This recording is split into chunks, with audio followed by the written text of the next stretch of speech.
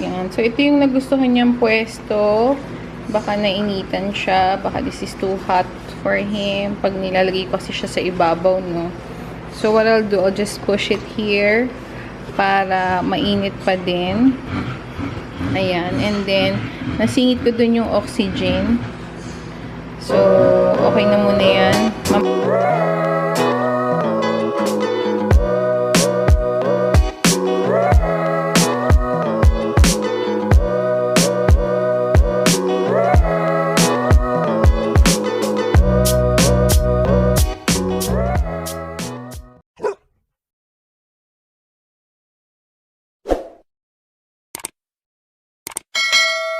Hi guys! Welcome back to the vlog. Bully Puppy Care, Day 4.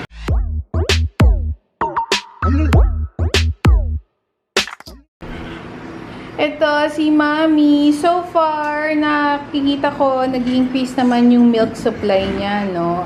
And then, hindi na siya masyadong naiilang magpadede. Hindi na masyadong matigas yung mga paa niya pag nagpapadede siya. Parang relax na siya. So, that's a good thing. Hindi lang namin siya inaalaw talaga na maiwan with her pups kasi inaangilan niya. So, baka kagatin niya. And then, ito naman yung puppies. Ito yung walrus pup. We're now monitoring the weight kasi we have a series of yung ilang days na sunod-sunod that we were able to monitor the weight. Yung iba sa kanila, mababa pa rin yung weight. Nababawasan, tataas, bababa, ganon. Kasama dun si Walrus. And then, ito, si Green, consistent siya na hindi dumedi today. So, nag-worry kami. Nung hinawakan ko kanina yung temperature, yung paa, malamig. So, that's not good because kailangan laging warm yung puppy and yung paa yung isa sa measure no. I also see him yawning a lot. So, I was worried baka nahirapan siyang huminga. Kaya, binuksan ko ulit itong oxygen concentrator. Kaya lang ang likot niya, no. So, hindi ko siya matsyempuhan kung paano ko ilalagay sa kanya. So, siguro mga more than 12 hours na siyang hindi dumidede ng maayos, and that's not a good sign. Plus, the weight is really low. So, yun, ito yung minomonitor namin sa kanilang lahat. At saka itong si Walrus Pup. So, ngayon, what we're gonna do is, I'm going to weigh them.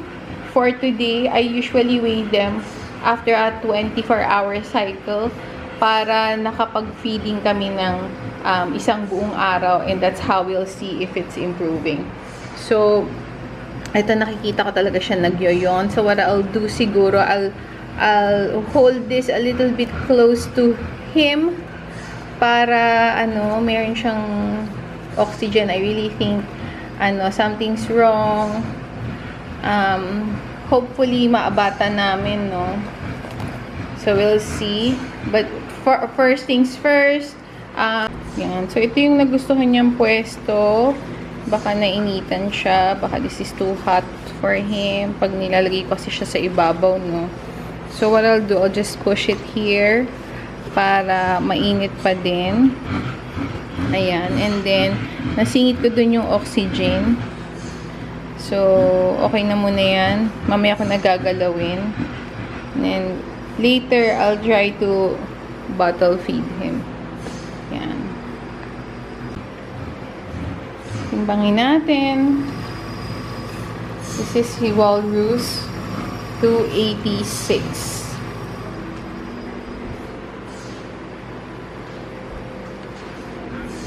And then, 347.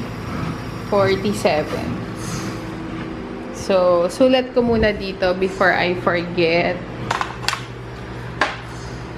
Si Walrus yung purple, he gained a little bit from yesterday. Pero makita nyo, 327, 292, 280, and then 286. Pababa, and then hopefully ngayon palang tumaas, 286. Nakalimutan ko tuloy yung isa. Ano na nga ikaw, Brown? Ay, oo, Brown. What's your weight again? 347. So, si Brown ay 347. That's a good sign. Nag-increase na siya ng 20 grams.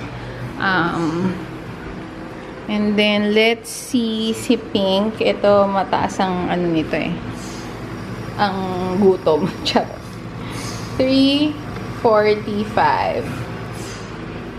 So, si Pink ay ito, nag-retain lang siya. 345 grams. And then, si Yellow.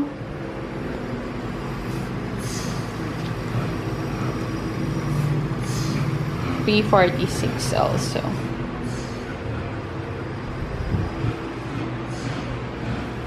So, this one, tumaas din.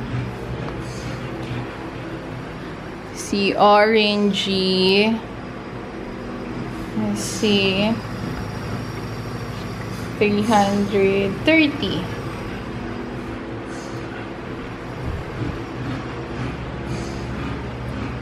Tumaas ng onte. And then, ito finally si baby boy ko. 297. We'll keep him warm here. 297.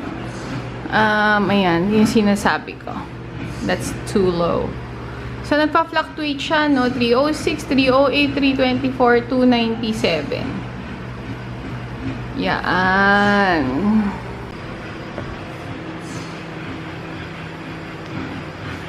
One thing I noticed about goat's milk is that maganda yung poop ng puppies. That's really what I like the most about yung pagbigay ng goat's milk. Kasi, pag nagbigay ako ng RC Protect, ganyan, I think the milk is too rich for some puppies. Nagkaka-diarrhea sila. So, yun yung pinaka-difference niya. However, yung hindi ko masyadong gusto sa goat's milk is ang bagal ng weight gain. Unlike sa RC Protect, talaga makikita mo yung weight gain nila 5% at least, and that's the ideal weight gain, no? Yung problem lang doon talaga, may mga puppies na they couldn't really tolerate yung richness siguro ng RC, kaya nagda-diarrhea naman sila. So, we're still trying to figure out how to feed these puppies the best way we could. Right now, they're mixed feeding, no? Si Mommy, since she already has a good supply, yung mga mahinang dumede sa kanya namin binibigay, or pagka mababa yung weight. Sometimes, throughout the day, we weigh them para makita namin kung nakadede ba ng marami or hindi. Kasi pagka breast milk, hindi mo makita kung gaano kadami yung nadede. You can really just time them, pero hindi mo alam. Ang sure lang ako is, compared to the previous days, mas maganda yung production ng milk niya. Mas may nakikita akong milk pagka prines ko yung boobies niya. Ito namang mga puppies na to, yun nga, because not all puppies are the same din. Tingnan namin kung paano sila mag-respond at kung ano yung makakabuti for them, no? Ito, si baby, hopefully,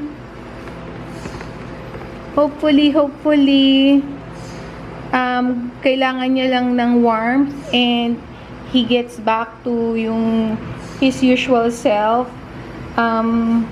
Sana this is just a phase that he'll overcome. Hopefully by tomorrow, sana mas okay na siya. Yan. Hello, Mommy.